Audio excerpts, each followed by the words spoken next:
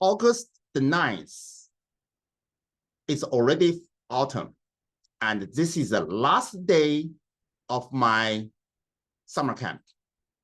And it's my pleasure to introduce Kevin, that he was working with me for the last several years since elementary school time.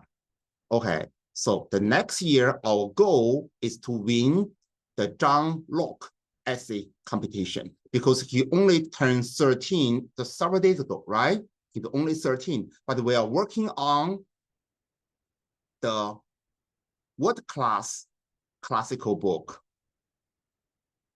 1984. It's a very hard book.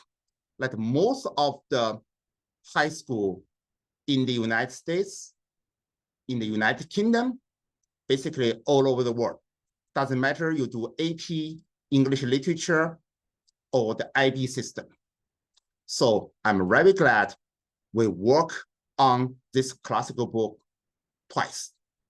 So using this opportunity of the summer camp, Kevin are going to give us a book report.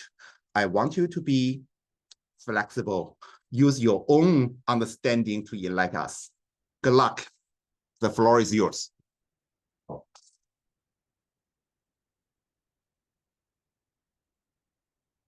Hi, I'm Kevin, and today I'll be giving a book report on the novel 1984. So 1984 is George Orwell's last novel. It was written in 1949, and Orwell only survived 7 months after the book was published. It was a novel depicting Orwell's horrendous dreams of the future, as in 1949, he'd already witnessed firsthand the dictatorships of countries like Italy, Germany, and the Soviet Union. So he wrote a book where the government controls literally everything, like everything. And two characters in the book try to disobey the party, which is like the government ruling over them, but they meet a terrible fate. The novel takes place in London, which is in Great Britain right now, but Great Britain was eventually renamed to Airstrip 1 and was part of a superstate dictatorship called Oceania. In this fictional world, the government controls literally everything, even what you say, everything that you say, and telescreens are everywhere that are basically cameras that watch what everyone does and whatever they say. They control their citizens through propaganda as well, depicting the party as a great organization and is making life better for everyone. And also, Big Brother is the face of the party, but he might not even exist as a real human. He might just be like a made-up character. To brainwash their citizens even further, they even remade the English dictionary. So they took out words that could potentially lead to rebellious thoughts, and they only left a few good words in there to make a new dictionary called the Newspeak Dictionary. Additionally, they enforce something called doublethink, meaning that they push false thoughts into your mind, even if what you're seeing right now completely is the opposite. Like, for example, if they flash four fingers in front of your eyes, but they keep drilling the thought into you that they're flashing 5, you'll eventually come to accept it. And so basically you'll believe what the party says even over your own eyes. So the story begins with Winston, a member of the Ministry of Truth, where they rewrite history in the party's favor, who at first is extremely loyal to the party, but then he commits thought crimes and begins to despise the party. He illegally buys a diary and put his criminal thoughts in there. He once wrote, "I hate Big Brother," 50 times in a row, subconsciously, and then he keeps committing thought crimes. Then one day he learns about a secret organization known as the Brotherhood, which has been trying to overthrow the party, and he believes that O'Brien, a member of the inner party who's basically the ruling elite, secretly hates the party and is working for the Brotherhood.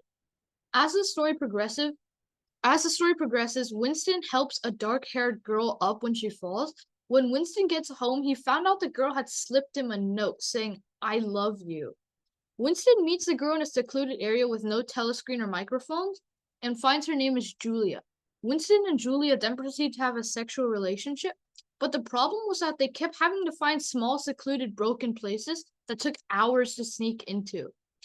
This all seems solved when Winston rents a room above a shop owned by a man named Mr. Charrington. Somehow, Mr. Charrington seems unfazed when Winston informs him that the room was for an affair. And so Winston and Julia thought all their problems were solved. So they kept going to that room over and over again, and eventually O'Brien invites the two of them to meet him at his house. And there, Julia and Winston get a book, and also they officially join the Brotherhood. But then after that, when they're in their room above Mr. Charrington's shop, suddenly Mr. Charrington with a bunch of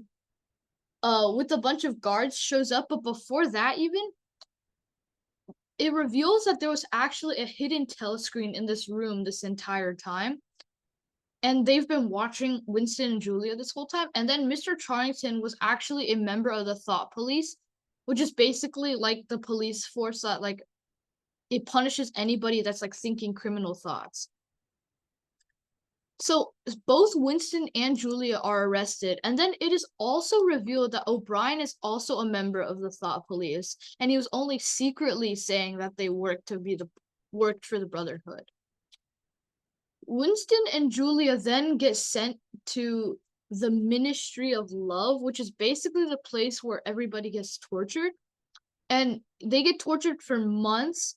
But then he gets sent to room 101, which is like basically the final point of torturing.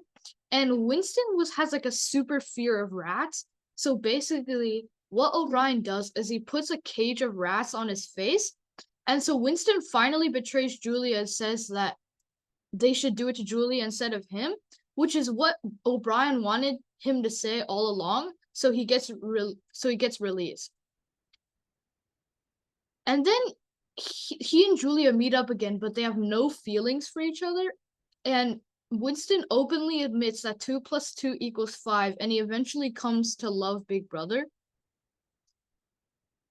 So this is definitely a dystopian novel, and although it seems like really far-fetched, I feel like the world is actually going towards this right now, with places like Russia, China, and almost definitely North Korea. And I feel like the point of this book is to warn everybody about what's going to happen. And Orwell chose a topic that he felt like the world was slowly coming to, which is why this book has remained so timeless, because the world hasn't even gotten to that stage yet, but we all know it's headed towards there. So after reading the book, people will know that they need to take action and prevent that from happening, because life in that book seems utterly miserable. Yeah, thank you for listening.